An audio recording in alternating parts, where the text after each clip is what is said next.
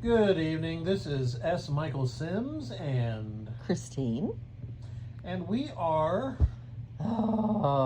Taboo, a couple's journey into the depths of sexual depravity. Oh my God. I think I just came. I did it. Yes, she got through the entire title without fucking it up. Well, it's about time. It's only, number episode 6? 6, yeah. But yay, baby. Yay. I'm so proud of you. Thank you. So tonight's episode is a very special Halloween episode. Yay, Halloween's coming Halloween. in 2 days. Yeah. What are we going to be? We are pirates. Yes, our. Arr. Hey, I got a joke. All right, let me hear it. All right, I got to remember it. Hold on a sec. What? Oh gosh, what is What's it? the pirate's favorite fast food restaurant? No. Come on. Arby's. Arby's. But the one I had, what was it that I told you? I'm so horrible. How could the black person tell that the pirate was a racist? Yes. Yes. How? Because he used a hard R. Lord, I apologize. Okay. All right. There. That's the end of our jokes. Our Halloween But we are jokes. going to be pirates. We are. We're going to hand out candy. Sexy pirates. Sexy pirates. Shiver me timbers. Blow me down. Blow me. 16 men on a dead man's chest. Speaking of dead men. Oh. Oh boy, I can't wait to get into tonight's taboo subject. Taboo. It is the number one taboo, I think. It's the Halloweeniest subject we can come up with. It is the Halloweeniest, for sure. And I do think, just based on the little bit of research I did, that it is a common consensus that it's the most taboo of taboos. It is definitely a taboo subject. Oh, well, like, yes. Masturbation, maybe not so much. 3 ways, not necessarily.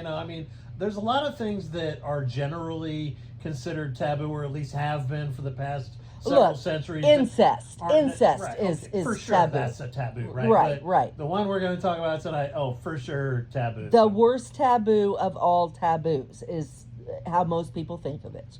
Well, and we said from the get-go, we're not going to talk about any kitty stuff, okay? No. But barring that, this would be the next Okay, this is the worst taboo of the taboos that's actually, believe it or not illegal in all states. Surprisingly enough, yeah, in the little bit of research that I did. Oh, God. I was surprised to learn that it's not illegal in every state. I really thought that it would just be a no-brainer that it's illegal to, defile a corpse.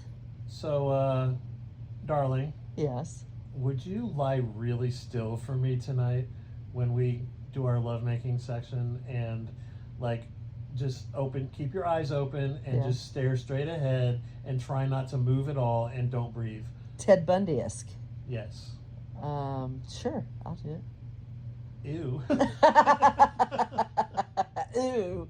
Why the hell's wrong with you? Why the fuck did you ask for it then? If that's not a red flag, I don't know what it is. Yeah, that you asked for it, you're right. So we did. We just got done watching the Ted Bundy movie from 2002. Yeah. And there's Ted Bundy, of course, as most of you know, was a horrific serial killer from the 70s. And he always made them unconscious, if not dead, when he fucked them. Yeah, and would sleep with their corpses. Yeah. And lay in bed and be like, was it good for you? Yeah, and in this film, he has a girlfriend who, on multiple occasions, has to lie still and pretend that she's dead, and then he grudge fucks her. He ties her, he ties her ankles and hands to the bedposts, V style, and tells her, don't move, keep your eyes open, don't breathe.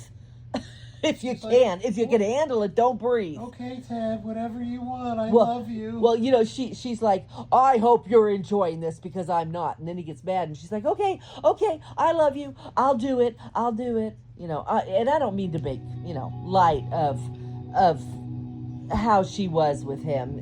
I get it. Sometimes you just, fall for the wrong guy. Yeah, and whatever. I'm trying to be kind. But yeah, So that was the movie that I thought we should watch before we did this episode, because I never forgot that scene. So Necrophilia is the taboo of the evening. Yes. Of the week. Yes.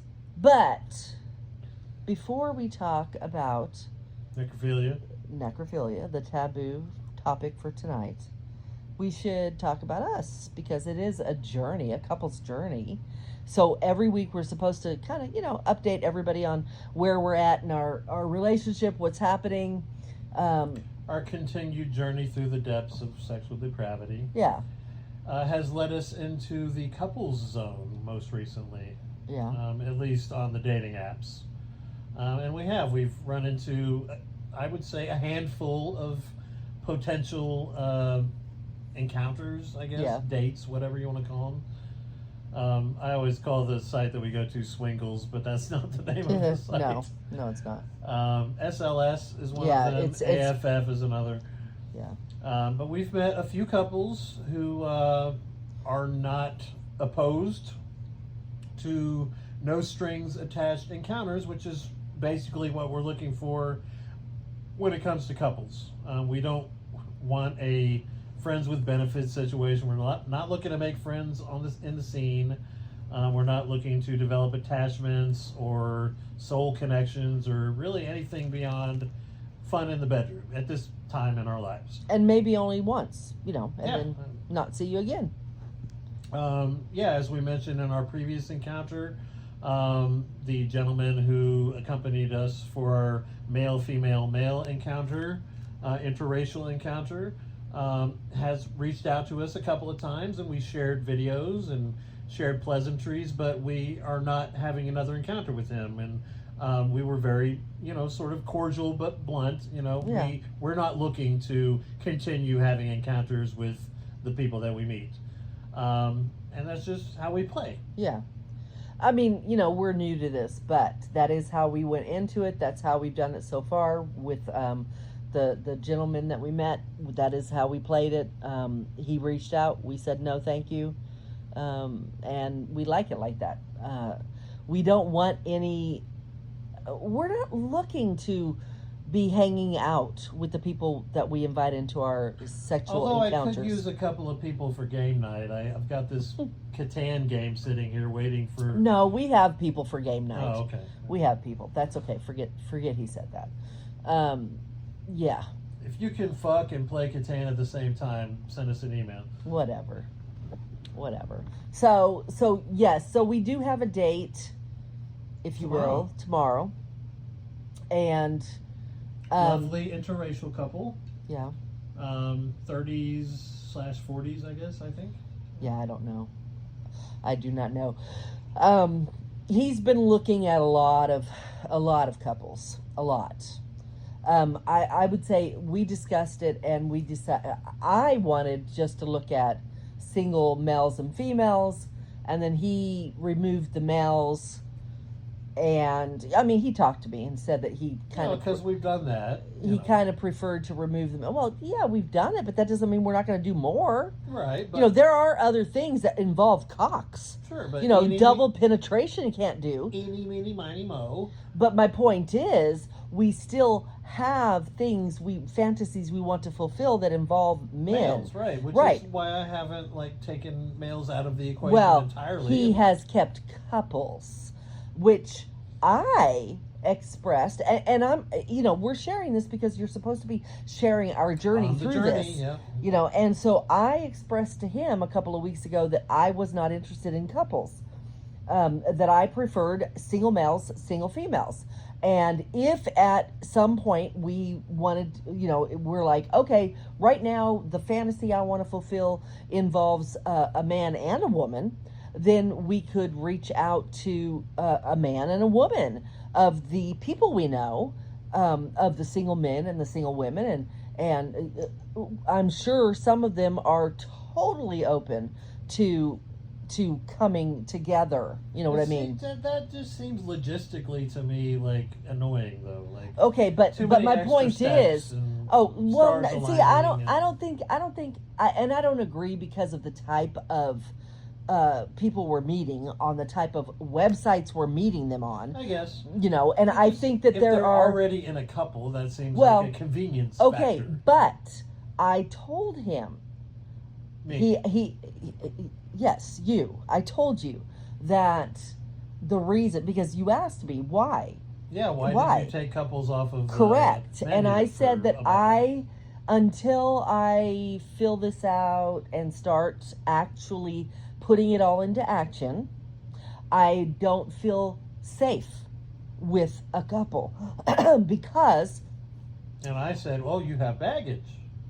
Well, yeah, and I said, well, I don't know that this has anything to do with baggage, but regardless of where it comes from, my thoughts are that that I run, and it probably is baggage. Okay, it probably comes from the fact that, and I've shared this on here. I probably shared it in the first podcast episode, that I have a weird history since as far back as I can. I mean, as far as I know, since I was born, where I was basically a non-entity. I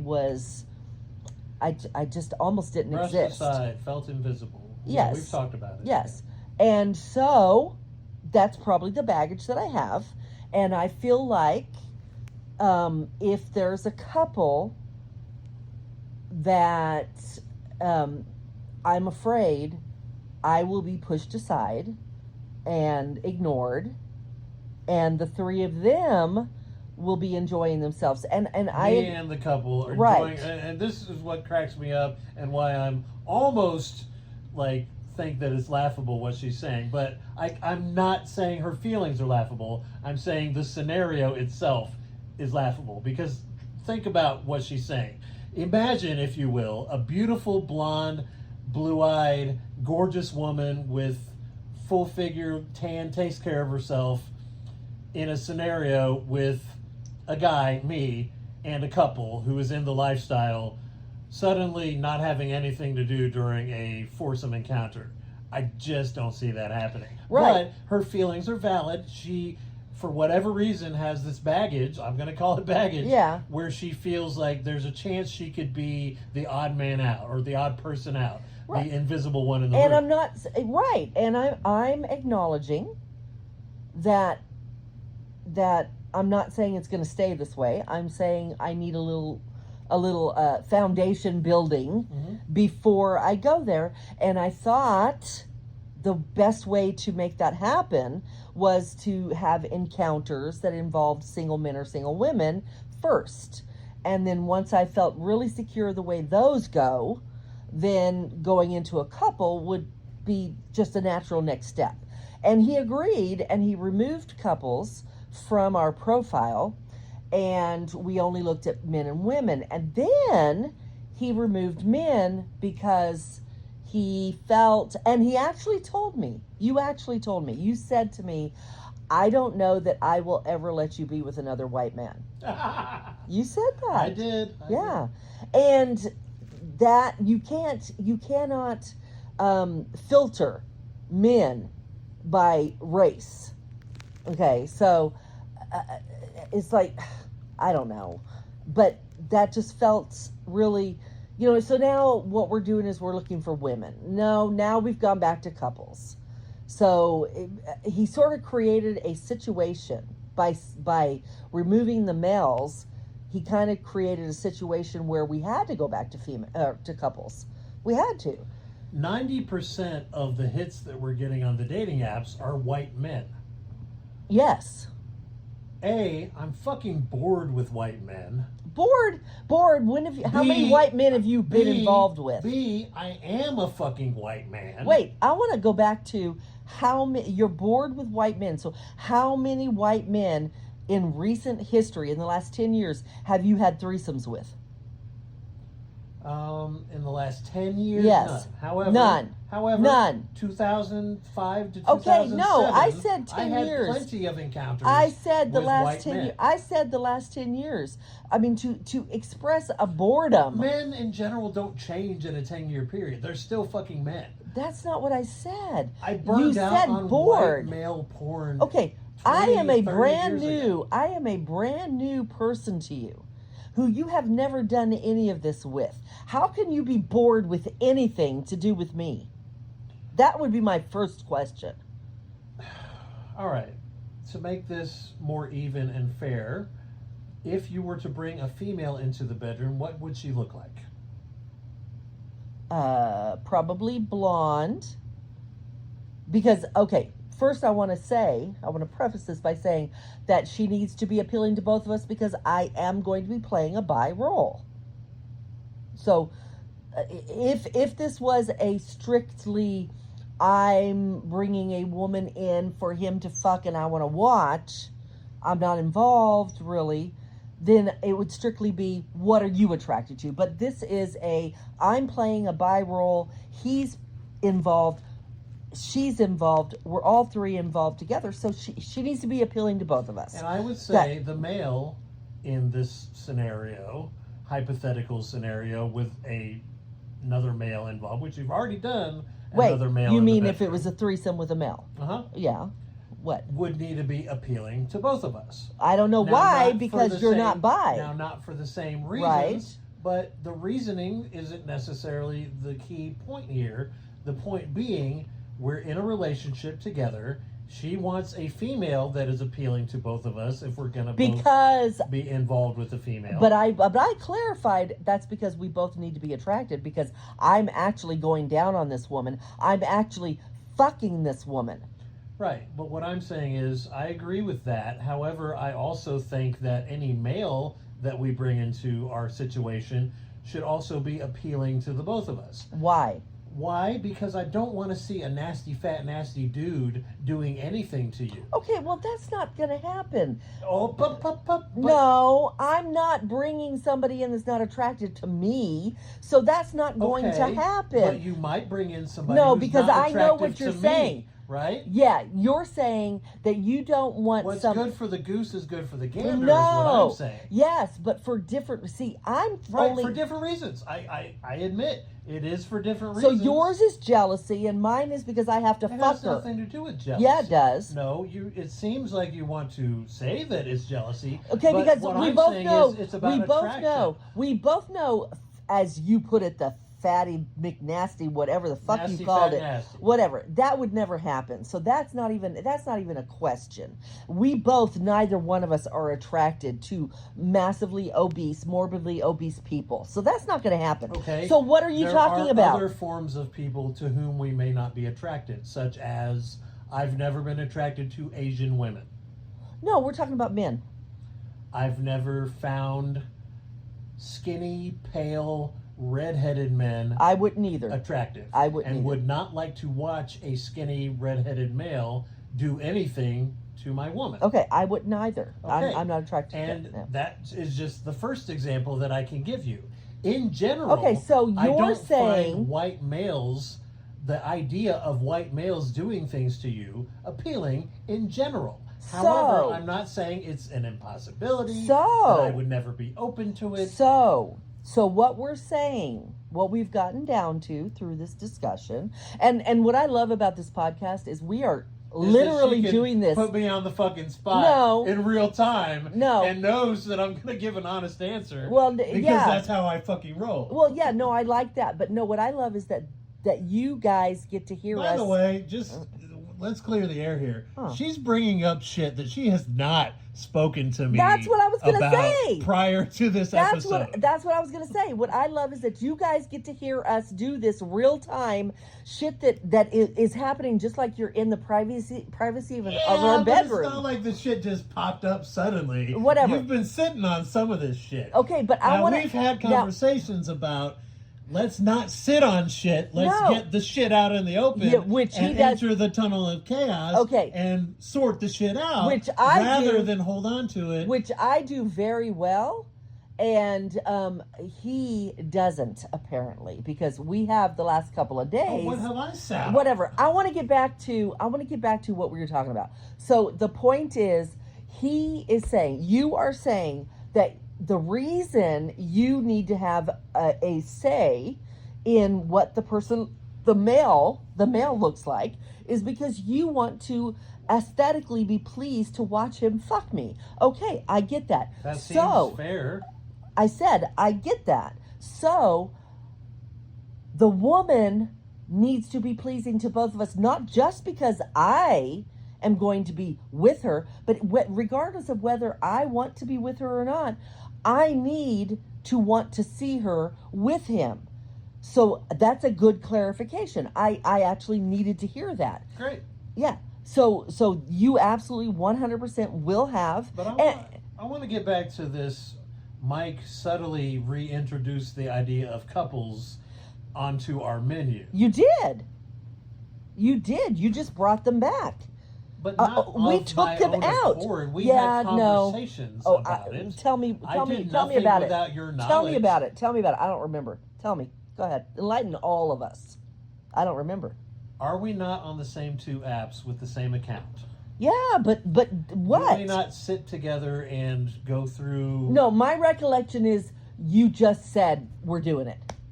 I do not recall. In your presence, yes? Yeah, of course I was there, but it wasn't really a discussion of... And it occurred not long after the discussion about unicorns.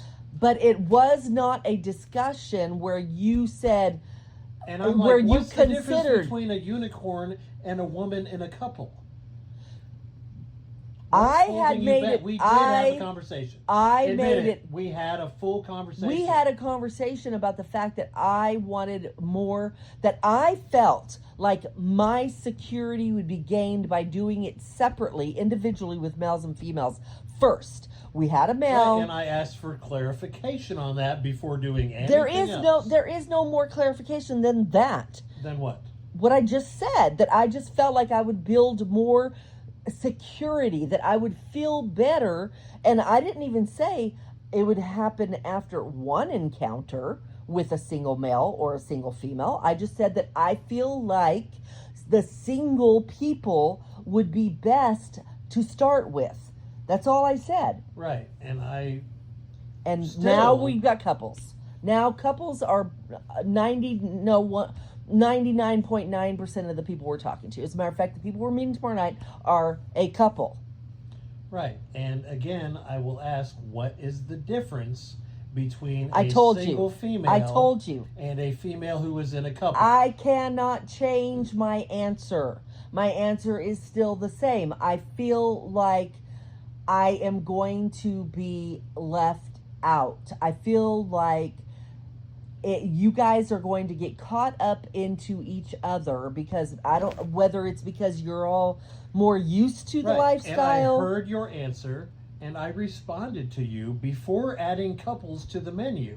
And do you not recall that conversation? No. We had this conversation. I asked, wait a minute, what's the fucking difference? And I told What's your worst case scenario? And I did. And she told me, and I said, well, I don't see that happening. And Fine. I'll continue to say that. You don't see it happening doesn't mean that I stop thinking it will happen. Again, it doesn't invalidate your feelings whatsoever. But let's talk about that. Let's explore that. Let's figure out why you feel that way. And exploring it doesn't mean that you just say, let's just throw you into it. That's how we do this. Let's just make you do it. We'll just put you in there, and I think that is the best way to do it. But that's where we are. And that's a really interesting way of parsing exactly what it is that we're doing. Well, isn't that what we did? I don't know that I have forced you into anything. No, did I say force? I said throw me into it. Or that I have thrown you into anything. Yeah. We've had literally 2 weeks of exploring SLS, which was not my idea, by the way. She brought up SLS, which has way more couples on it than AFF. She has way more experience with these dating apps than I do, by the way. Yeah. And I went through like all of the previous people who had contacted her on SLS. What does SLS stand for? I don't even know. Swingers Lifestyle, maybe? Yeah, Swingers Lifestyle. I call it Swingles for short. Yeah, I think it is Swingers Lifestyle. But it's SLS. If you Google SLS Swingers, it'll come up. But this is all very interesting to me because it's clear to me at this point that she feels some kind of way about couples. And I really would love to get to the bottom of it because, again, not negating her feelings, which I will never fucking do. What is the actual difference between hey, I found a single female to bring home and do shit with. And hey, I found a couple that includes a bisexual female to bring home and do shit with. Or to meet at a bar, or a hotel, or whatever. Here's the and thing. To me, there with, is no difference with other than there's a penis there with that's not mine. With a couple, and you should know this. You should know that probably at the root of my issue is because I've already said the very obvious, forefront of my thoughts are being left out. Okay. He's assured me that would not happen, and I believe him. I do. No, I believe him. If anybody's going to be left out, it would be me, and that's why I've had to change our profile several times, because I've had so many guys approach us pretending to be a couple, and they're like, "Hey, it says that she has a unicorn fantasy. Why don't you bring her over? But we don't need you." Okay. I'm sitting here doing hand signals to him to stop because I'm going to forget my thought process. He interrupted me. So, now I got to remember what I was going to say. No, it was important. Comma. It was important. I'm sure it was. What was I talking about? We were talking about what the fucking difference between bringing a single female home and bringing a couple home that has a bisexual female in it. Oh, okay. I remember what I was...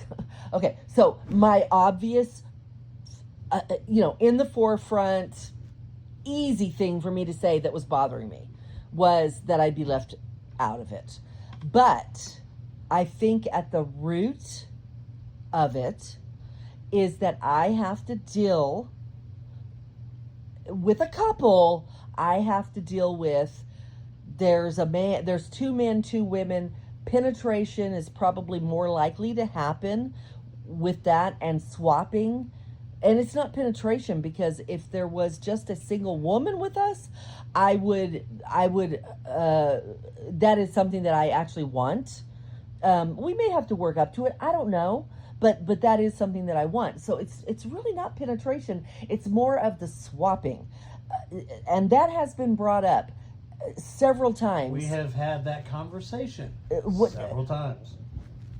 There have been several profiles that have reached out to us. And I have had, Mike has replied to them and said, we have a standard that we say to people, hey, not sure if we're a match. Check out our profile. If you think message us that back. we are, message us back. So that's all he does. It's not like he says anything. But then I'll read the profile and I'll see where she or he is saying we're very much into swapping. That's really what we're into. And I'll be like, did you read their profile? Because they are into swapping. Now this is baggage. I'm gonna say this is baggage. Your baggage. My baggage, because of two people. The guy that I was in the lifestyle with for 6 years. This is all new to me, by the way, folks. So yeah, and my last boyfriend. So both of those people, we had clear rules, like Mike and I do. We do not want to swap. Swapping is not something we're interested in. Which is very clear in our profile, by the way. Yes, but for some reason. And I'm talking about the other two guys that I was with previously. Even though I had said I don't want to swap, and they said, "Oh yeah, okay, fine, yeah, no swapping." Swapping kept coming up. We kept matching with people who wanted to swap, and he being either one of them, kept going towards these people who wanted to swap. That generates mistrust in me, which makes sense. And Mike was doing the same thing. And I'm not saying that he was doing it on purpose, but I would go into our profile and I'd look at, whoever he had responded to overnight or whatever, the new people, and I'd look at their profiles. And the very first day that he kind of, just started doing this, and I felt really bad. I felt like a nagging little bitch. I sent him a text because I wasn't with him, and I said, I see you were busy overnight, and you replied to a few people, or reached out to a few people. We talked about this on the last episode. And I said, I didn't know. And I said, did you know that they're into swapping? And is there something that you need to tell me? because if No, something's the something you changed, need to tell me was that one of the guys said he was bi. no, the swapping. Right, I they might had a have said bi it for the guy. bi too, whatever. But I don't care.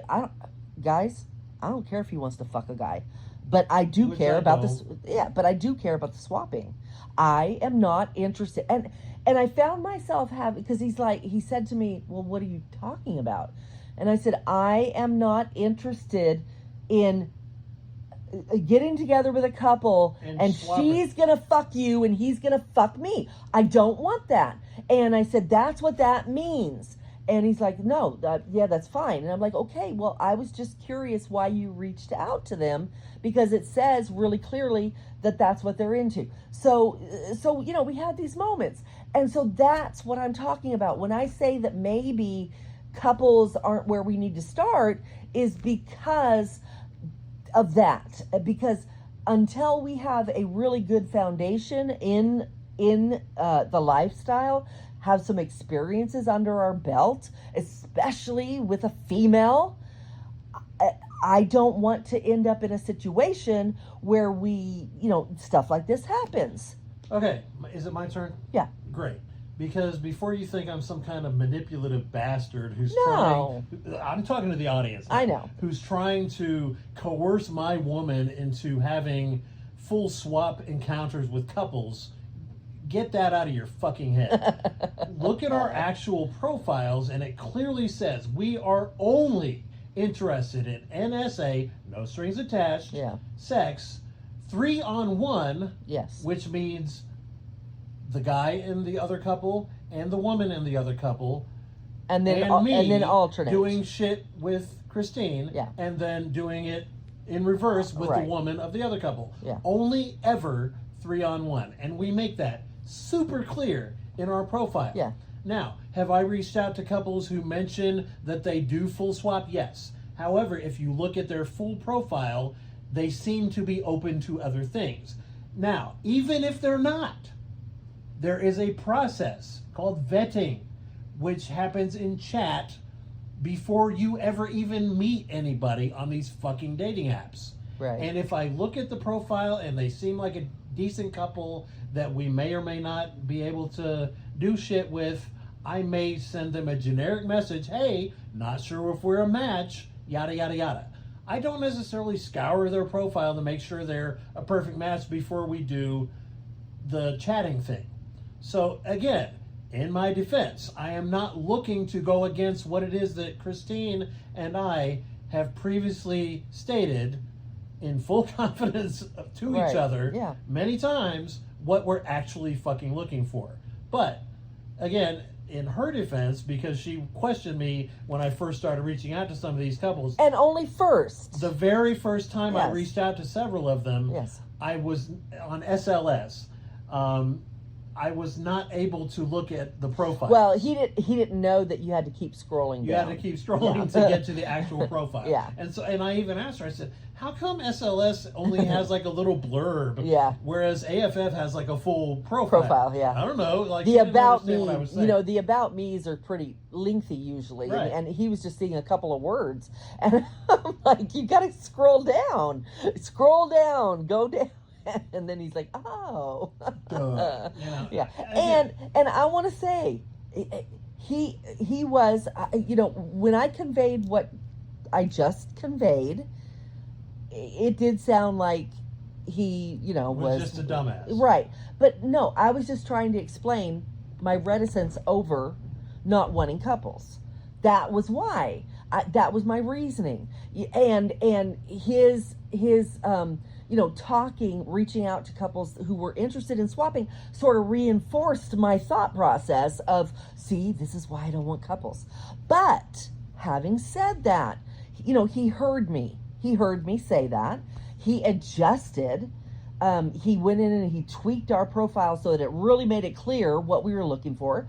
And he started changing his way of talking to them so that the first thing his reply back to them was, "Hey, are you okay with this?" And he would say, "This is really what we're into. Are you okay with that?" and he makes And them, some were, and some and were some not. weren't, and he was like, as soon as they said they're not, or that she's not So bi, this has a happy ending. Like, right? it Yeah. may seem like we're arguing and debating, No. but we've already kind of gone into the tunnel of chaos on this and come out the other side. And yes, we are actually meeting a couple tomorrow evening after having gone through everything that she's talking about, which was feeling some kind of way like, oh, he's introducing couples that want to do full swap. Yeah. No, that it was not my intent, but yes, it kind of looked like that for a second. Yeah. Yeah, and it did. It 100% did. And he fixed it, and and so for the last week he's been talking to people, and also, to be clear, when he's talking to them, typically I'm like sitting right there next to him, and if I'm not right there, he'll send me a text and say, Hey, we've got activity on Yeah. SLS or Yeah. AFF. yeah, and he'll give me his thoughts, and sometimes he doesn't. Sometimes he just leaves it entirely up to me, and probably he does that when she's probably more good looking. He's like, Yeah, and I try hey, to be sensitive to that. yeah, Like, you decide what you want to do. in fact, I will stop conversing with couples if there is a female in the couple that I'm like, oh, she is maybe younger or whatever. Like, Christine may feel some kind of way about this female, so I'm going to drop the rope or whatever and say, hey, Christine, if you are even vaguely interested in this, you continue the conversation. And she may or may not. And so far, we've kind of had 50-50. We've Yeah. had some that were like, no, definitely not. Yeah. Or some that, okay, whatever. Yeah. Say hi on Christine. And honestly, I think we've pretty much agreed on, the attractiveness of people for the most part. I'm sure there have been women that he's passed by that he wished he could have. You're sure of that, eh? Well, but you did ask me at the beginning of this whole thing, this chaos that we just went through, what to describe the woman that I would pick, that I'd bring home to him. And so I started describing, and the whole reason we got on this is because I said I pick somebody, I describe someone that I think would be attractive to both of us. Which I believe is important. Yeah. And I think she would be probably blonde or a light brown hair. She might have her skin a little tan, maybe pale. I mean, that's not a big deal as far as the coloring goes. A little thick. No, definitely thick. Not skinny. Thick. Decent boobs. She doesn't have to have big boobs. And honestly, I mean, we do not turn away big boobs, but I'm not into really, really large boobs because I told him, like, they just get in the way. So a nice set. A nice pair. Yeah, a nice pair that fills your hands up nice, is good. And yeah, a nice ass. And I'm looking at the pictures that this couple that we're meeting tomorrow posted on their SLS profile, and they're a good-looking couple, and the woman looks almost just like what Christine just described. Right. So, yeah, I'm excited because the guy, and this is also important, looks like a guy that I wouldn't mind seeing her do shit with. He is apparently African-American, has a nice smile, is in decent shape, may or may not have equipment around comparable to mine or larger.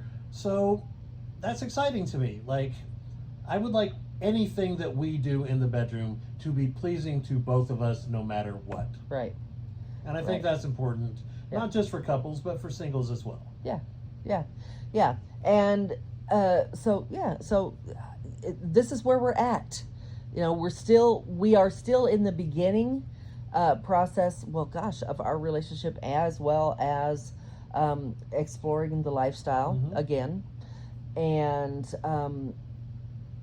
we've had the one encounter, and now we have a date tomorrow night, and I think we have another one that we're trying to figure out right now with another couple. Yeah, maybe Sunday, maybe next week. We'll see. Yeah. So yeah, there you have it. That's where we're at.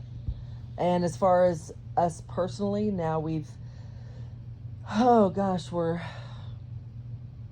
like 8 weeks in, probably, with our relationship. So Feels like just yesterday. well, 8 weeks is not that long. We spend a lot of time together. A lot more now than we did. Yeah. Now that my family is aware of exactly, what we're doing and how we And feel my about family each too. other. Yeah, we now I spend a lot of time at his place. We've kind of made it a home, Yeah. especially the bed. Yeah. So that's where we're at, and we will next Wednesday we'll let you know how tomorrow night goes.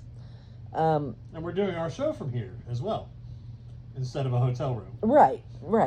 Yeah. Because we had mentioned that in the previous episode. It was like, eventually we're going to have a centralized location to do the show from. So yes, now we do the show from my place. Yes, and I do my other podcast from here as well.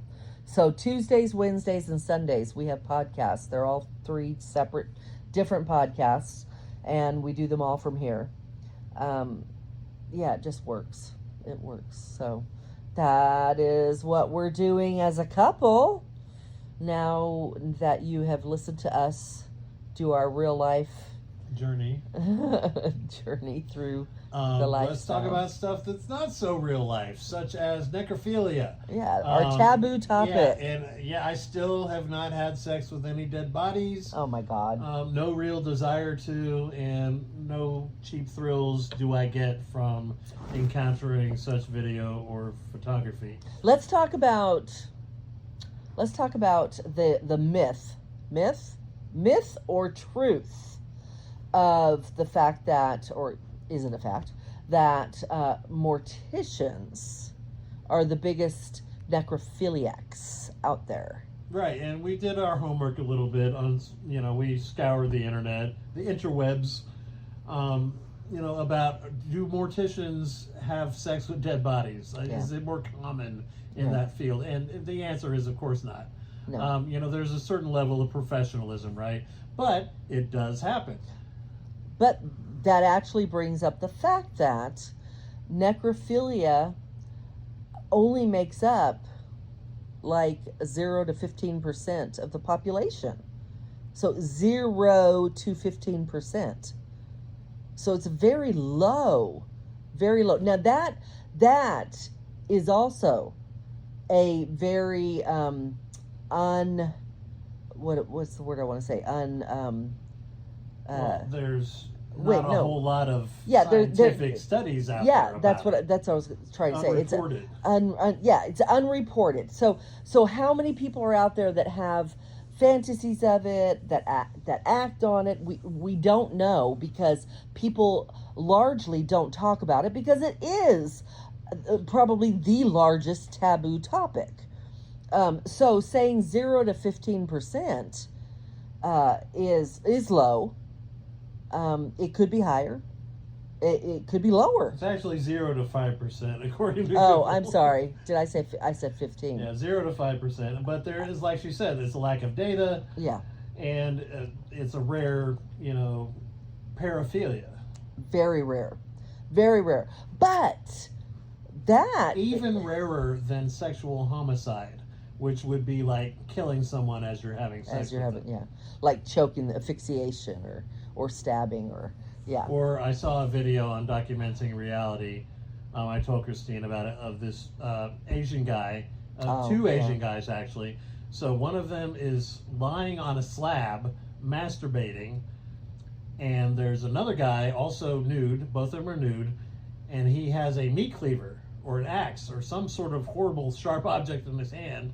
And as this guy's masturbating, as he begins to climax, I believe at the moment of climax, the other guy chops the guy's head off. And I'm like, oh my God, like, is that necrophilia? I don't think that qualifies. No, that's as not necrophilia. That's, what do they call it? Even rarer than sexual homicide is what that is. Yeah, sexual homicide. But yeah, oh my God, like, just when I think, like, I've seen the sickest shit in the world, like, ugh. No, and necrophilia is the love of death, is what that is. And so, I mean, like, if you break the word down, It is having love, interest in a dead person, whether it's intercourse or a love interest. So what Anthony Perkins, what was his name, the character in Psycho? Norman Bates. So what Norman Bates does with his mother is necrophilia of a kind. Master Bates. That's a necrophilia because he loved his mother and he kept her there, and she was dead. She was a corpse. He dressed her. He cared for her. He kept her.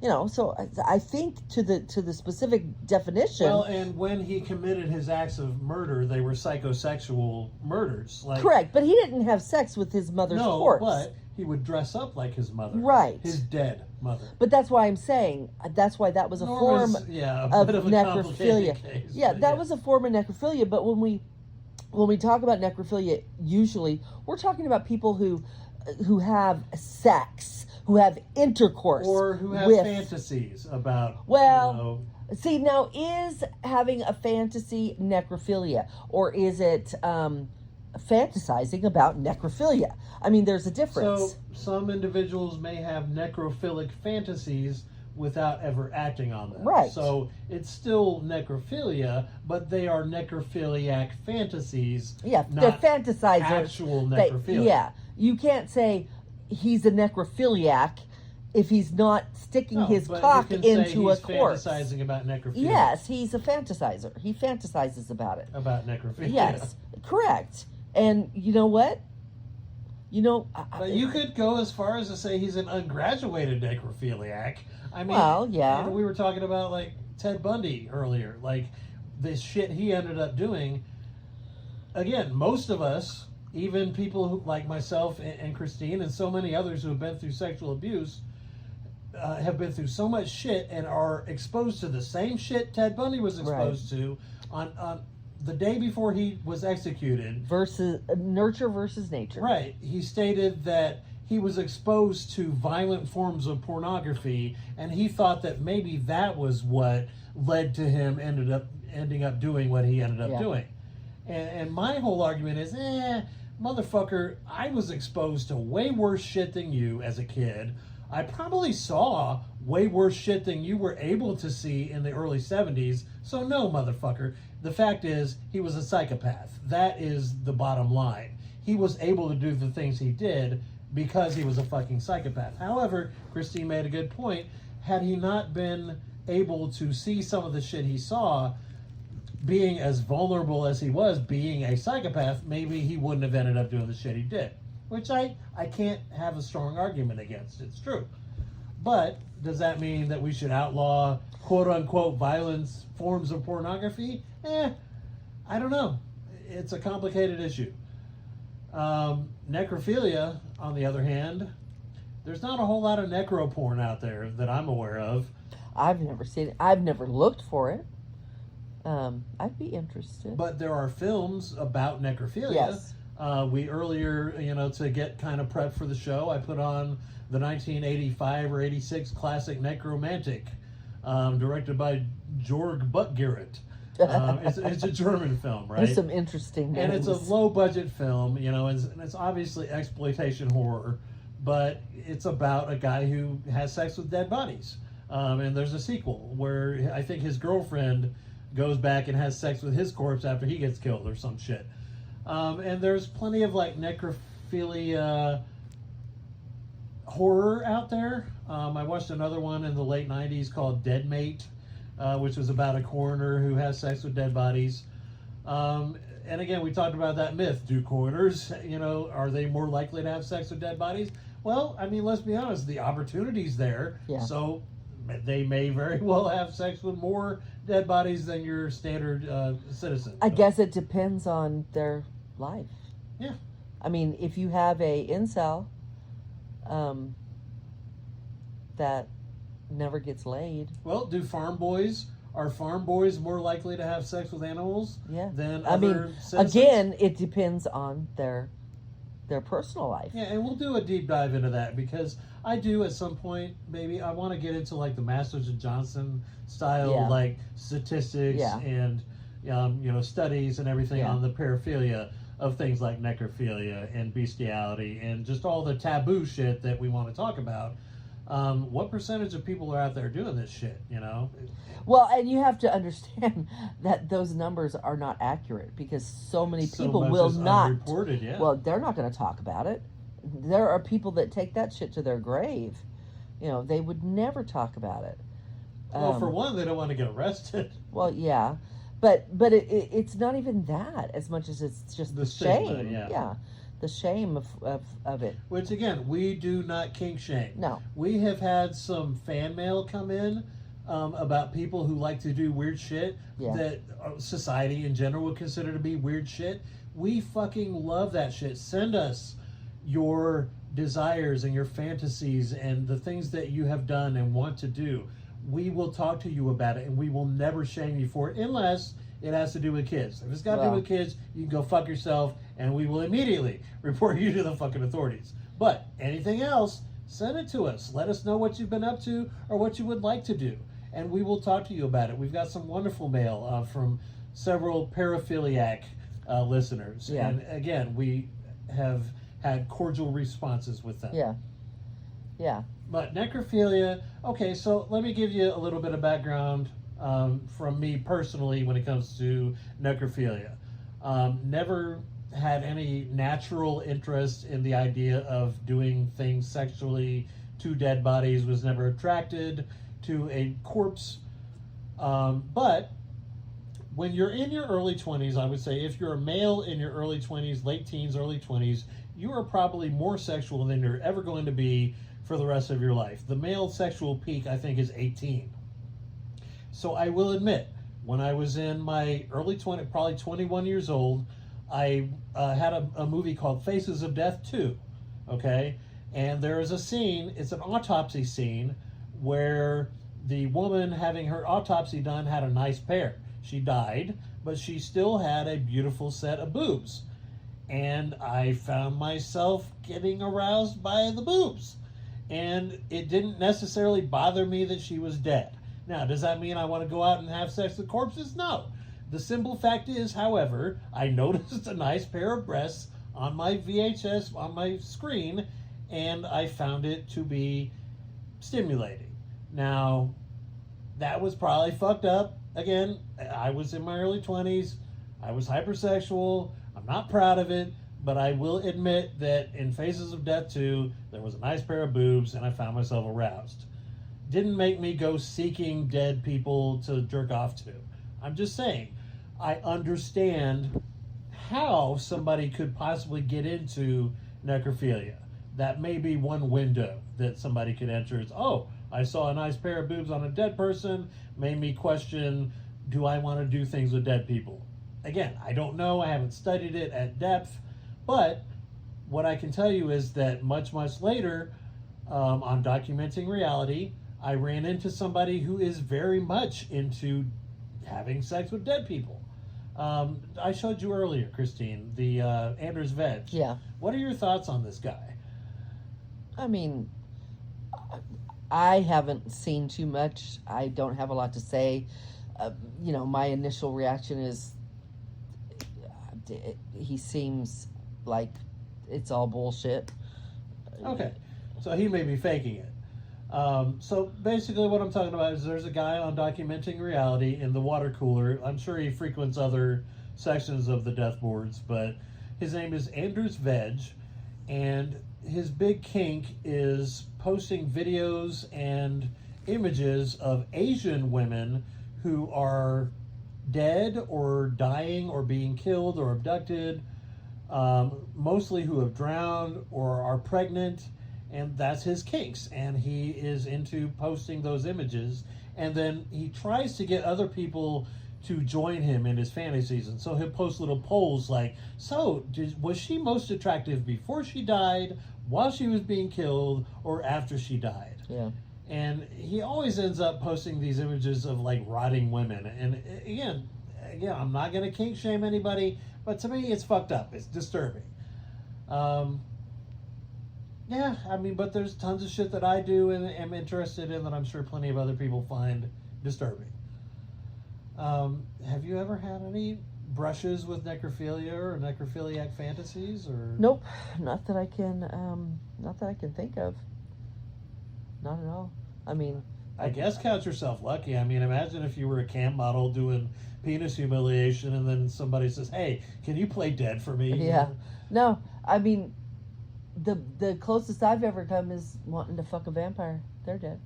Yes, and we should point that out. And there is a lot of erotic fiction based on vampirism, and vampires are the undead. They are people who have died and come back to life. But in fairness, I've never thought of fucking a zombie.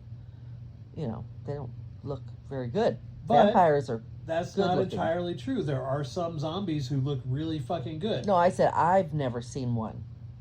I've never looked at a zombie and said, ooh. Well, you just haven't seen you haven't met the right zombie, baby. Maybe. Right? Maybe. It's like women who say, I've never taken it in the ass and I never would. You just haven't met the right guy. I'm not going to lie. I would have fantasies over zombies or vampires or, any supernatural thing, which is a demon, which they're all undead. Sure, if they were hot. I mean, if I found them to be be hot, be hot, but see, that's fantasy, right? And we talked about that. Now, that is a little different, though. I've never had fantasy of a human being, like, dying and me fucking them. The closest I've ever thought sexually towards a dead person is I have wondered and I have researched if men die with an erection, which sometimes they do, sometimes they don't. I mean, it just depends on the situation. But I had heard... There's a great Stephen King story about a guy who dies, but he's not dead. It seems like he's dead, and he's on the slab, and the mortician and his assistant are doing their thing, and then he gets an erection, and the mortician's assistant notices it, and he gets saved or whatever. But check it out. Like, just type in Stephen King erection, and I'm sure it'll come right up. But great Stephen King story. But again, that's like a far cry from actual necrophilia. It is. That's what I'm saying, and that's the most I've ever done. And I didn't think, I'd jump on a corpse and fuck it if it had an erection. I just wondered, is it true that when a man dies, he could have an erection? And I think I recall from Necromantic 2, I believe that it's not actually possible to have sex with a male corpse unless, I think in Necromantic 2, she gets like a pipe and puts it in his groin area and goes up and down on the pipe. No. Sometimes, due to circumstances, when a man dies, his cock may get filled with blood, and he will have an erection, and you could definitely fuck him. Yeah, for sure. And I mean, he's not obviously going to orgasm. He's dead. Well, you could have an orgasm from beyond the grave, like pus coming out of it or something. I don't know about that. But according to Google, yes, a corpse can get an erection, a phenomenon known as postmortem priapism or death erection. Yes. It is not a sign of life, but a result of factors like severe trauma to the brain or spinal cord or blood pooling due to gravity after death. Yep. Which, hey, man, ladies... Hey, I would love to hear from a woman who wouldn't mind fucking a guy. Can you imagine... after he dies. Well, could you imagine if you're, married for a long time and your husband for the last 10 years has not been able to get an erection, and then he dies next to you, and you wake up in the morning and he's dead and he's got an erection? How many women would get on that and fuck him before the coroner gets there? Would you fuck me if I died? If you had an erection? Uh-huh. Yeah. No shit. I think so. What the fuck? I would. You sick little monkey. I think I would. I'm so One last time. Now. One last Happy go. Halloween to me. Oh, yeah, why not? I mean, you're still my baby. I think I mentioned in a previous episode that, again, in my early 20s, I had, and it was probably around the same time I watched Necromantic 2, Dead Mate, that I had dreams about having sex with corpses, that I would dig up the corpse and try to have sex with the body. But that's one of those things that you can do in dreams that I don't think you could do for real. Like, just thinking about it from a practical sense, if I, at 20, had gone out to a gravesite and dug up a corpse, what I would have found, best case scenario, would have been a rotting, smelly, dirty thing, and not something that I would be willing or able to stick my erect cock into. So that's kind of like how fantasy works, and that's what I mean. There's no way I'm a fucking necrophiliac just because in my early 20s I fantasized about doing shit with dead bodies because I watched fiction based on whatever. Most people who defile corpses, they know the graveyard rotation, and they know when there's a fresh corpse in the ground. And that's when they strike. Right, and I'm sure just like there's different kinds of unicorns, right? There's like what we went through, like 3 or 4 different kinds of unicorns. There's different kinds of necrophiliacs. There's some that actually want to stick their dick in a skull and have sex with dusty bones or whatever. There's also the kind that, and probably more common I would guess, want to do shit with a fresh corpse, like fresh from the scene of an accident. And that has more to do with rejection. That has to do with social awkwardness. So when men it's a crime of opportunity. It's a fantasy of when opportunity. men have issues with asking women out or being rejected constantly by women, they don't have a good sex life, they don't have a sex life, by having sex with a corpse, they don't have the fear of rejection. It's like the blow-up doll we talked about, right? Yeah, I mean, I told Mike, I told him a story that I had read in a group, and everybody was talking about the kinky sex, and this woman said, "Well, last night my boyfriend had me pretend I was a sex doll," and he told me, "Don't move, just lay there like a sex doll." And I told Mike, I'm like, isn't that necrophilia? I mean, I think he was just saying act like a sex doll, and what he really meant was act like a dead woman, you know. So yeah, the old sex doll. If you want to have, if you want your girlfriend, necrophiliacs, we're talking to you, like actual necrophiliacs out there. If you need assistance from your partner, just tell her to pretend to be a sex doll. Yeah, and they don't you talk. don't have to let the cat out of the bag that Right. you're an actual Necrophiliac. necrophiliac. Yeah. Now, no, honestly though, what I would say is if you are a necrophiliac, get help. Get help. Talk to somebody like a therapist and let them know. Well, yeah, because it's not. I mean, come on, it's not an accepted thing in society. You're never going to feel comfortable talking about it or living your life or even accepting with a life yourself. partner, like that's not something That's what I can mean. say to my soulmate. Right. Even Yeah. Like Yeah. No. I think about having sex with dead bodies. Right. Yeah. You are never going to feel comfortable with who you are.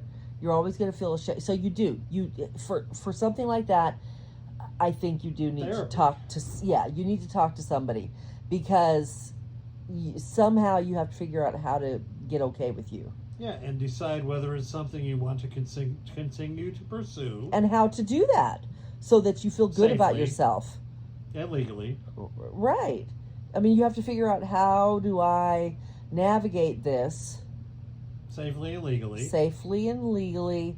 and shamelessly, so that I can be me. And, you know, and can I ever have a relationship?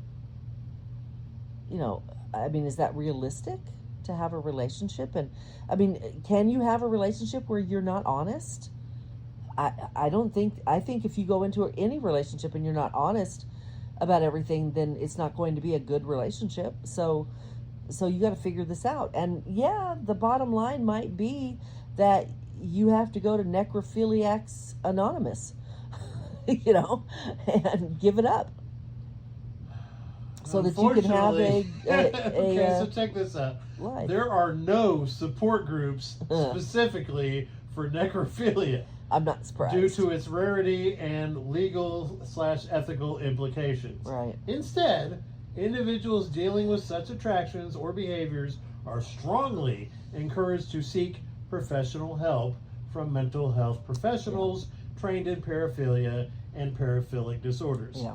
So again, if you are a necrophiliac or you have strong necrophiliac fantasies, see a therapist. Yeah. Now, I'm not saying you are beyond help or you're fucked up. No. I'm not kink shaming you. It's not about that. It's about the fact that we know, as everybody knows, as you know, it's not something you can talk about to people. It's not something you can share with And your... thankfully, therapists are bound by Right. the... Hippocratic Oath or well, whatever no, they call it's, it. Oh, geez. Well, Non-disclosure agreement. yeah. But you have to... You can't live a life where there is a part of you, a big part of who you are, that you're ashamed of and you can't share with anybody, not even a close loved one. You have to talk to somebody. You have to figure it out. And yeah, I mean, it may very well lead to you having to overcome your desires. It could be a thing. It depends on what your life goals are. Or you could write some really cool short stories about it, and there's tons of magazines out there. Oh, I gotta plug this one magazine. Strange World. Strange World is a magazine out there that shares short stories about just bizarre sexual fantasies. It's by the same people who do Midnight Magazine. It's about horrific, paraphilic shit. Get your creative juices flowing. If you're into necrophilia and weird shit, there is an audience out there for that kind of shit. I mean, we're doing a podcast about it, for crying out loud. Right, you're listening. It's an interesting subject. Yeah. So, again, please don't feel like nobody cares about your plight. Right. We absolutely do. I can't imagine waking up one morning and thinking to myself, I really would like to have sex with a dead body. Yeah. Honestly, and having to face reality then from that point forward, oh my God, I've crossed the line. There's no going back. I've admitted to myself I like having sex with corpses. Can you imagine? Yeah. Again, if you're not a necrophiliac, just try to imagine the plight of the necrophiliac. And I know there's a lot of people out there that are like, fuck that. You sick motherfucker. Yeah, I don't have compassion for that. Fuck that. And I get it. They got that way somehow, though. For Christ's sakes, have some compassion. There's all kinds of paraphilia that I don't have any interest in, that I absolutely have compassion for them, that I may or may not find amusing. I find the idea of scat play amusing. I'm not into putting shit on myself or eating shit or anything to do with shit. I find it funny. But there are people who are genuinely, unironically interested in poop play, and I'm not going to kink shame them. I can't help that I find it amusing. But right. I get it. You're into some shit that I consider weird. Yeah. Piss play is another one. Furries. That's one that don't let him fool you. He's done a little pee play. Hey. I'm not going to lie to them. I thought we had agreed we weren't going to talk about that on the show. I'm no hypocrite here. I haven't drank any urine. No. Yet. No, I don't plan on that happening. Hey, but, baby, will you pee in my mouth? No. Okay. Fair enough. Moving on. But he's definitely played with a little bit of pee.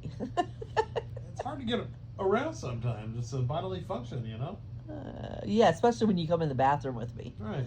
Closely associated with other bodily functions, including squirting. Yes. And we should have an episode devoted strictly to squirting. You think we could fill an hour on squirting? Oh, absolutely. Really? Oh, yeah. Huh. Squirting. Maybe that should be our next... No, I think our next episode should be interracial, because we had a We said we were going to. we had a discussion with a listener Yeah. about interracial sex. And is interracial sex taboo? Absolutely. In certain parts of the world, it's still Socially. considered taboo. Yeah. A social taboo to have Yeah. sex or to have relations or a relationship with someone outside of your Yeah. ethnic And, group or racial group. Bang Brothers and different, pornos. My mom's getting fucked by a black guy. Yeah. Yeah. I mean, it's definitely a thing, interracial coupling. BBC. Yeah. BBC DP. Yeah. Gosh, yeah, there's so, and not just, let's not just focus on African American, which is my personal favorite.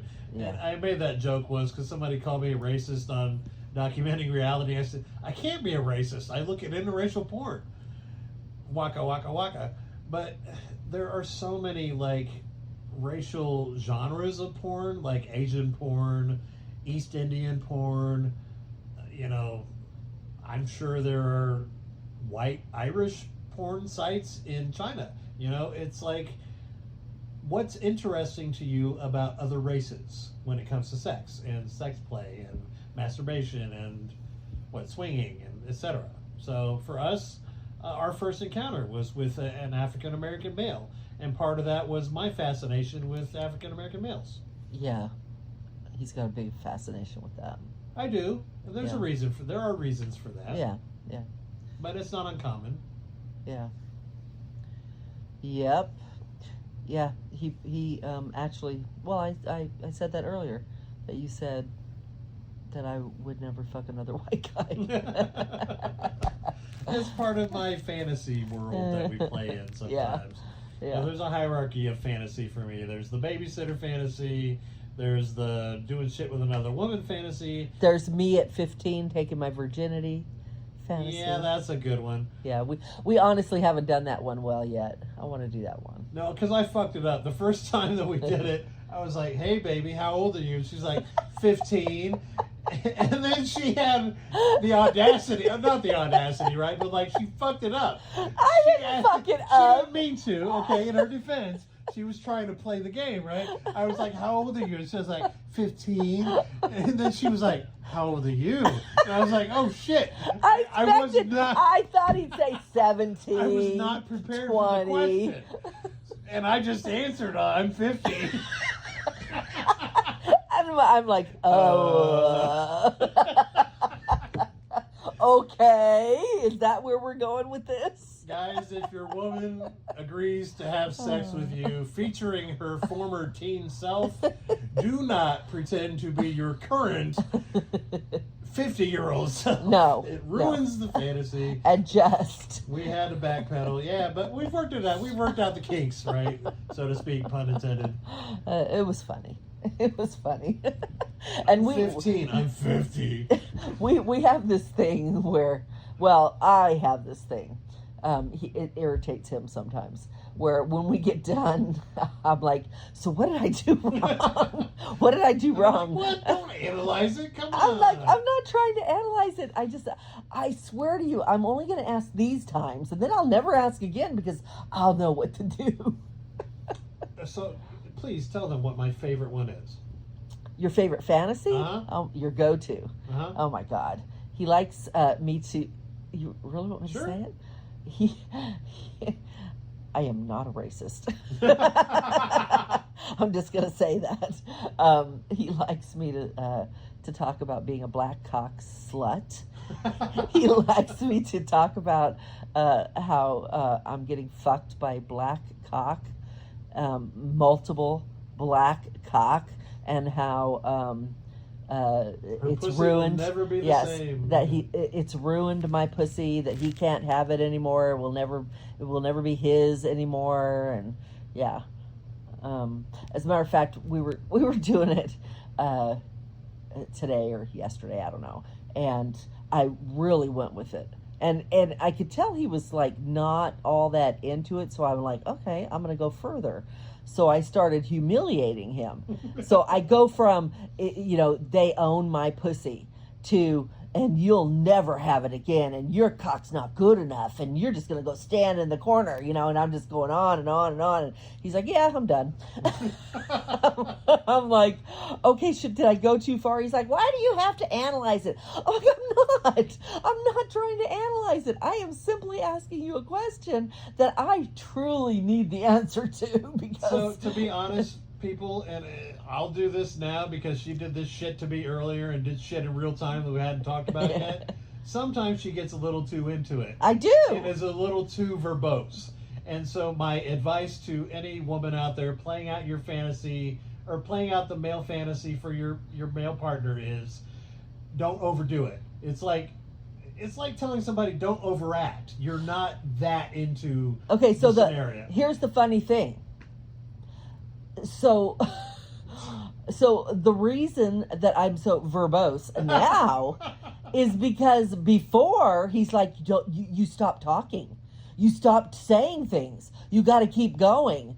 So now I keep going and I'm too much. It's like, what the fuck? Where is the line? And that's why you have open communication and conversation. Right, exactly. Except when I try to have open communication, I'm told I'm analyzing it. And I'm not. I am not. I sensed that I went too far, and I actually say to him, did I go too far? I went too far, right? And he shuts down and he's like, "Arr." And it's true. And you know why, guys. I'm sure you know why. It's that I don't want to hurt her feelings and say, you kind of went too far. You're overacting. You did this wrong. You did this wrong and you did this wrong. No woman wants to hear that right after trying to please her man. So give it a little time. Wait until you're doing your podcast together for an audience of whatever that we end up talking to. And yes, eventually work the shit out. She will be happy that you opened up and explained how she could better present the fantasy. Hopefully. Yeah? Oh shit. Oh, maybe not. It's a risk. There's always a risk involved. Always. All right, where are we at on time? 1:16. Okay, hey, that's probably the longest episode we've done. I don't have a whole lot else to add about necrophilia. If you're into that shit, just be safe. Don't break any laws if you can help it. Again, see a therapist. There are visual aids and movies out there for people who are into that sort of thing. Again, if you are into necrophilia, send us an email. Let's talk about it. We will not report you to the authorities, and we will have an open, honest conversation with you about it. Christine, any final thoughts on the taboo of the week? Nope, that's it. We are done. Will you pretend that you're dead for me tonight? No. Fuck. All right, good night. Good night.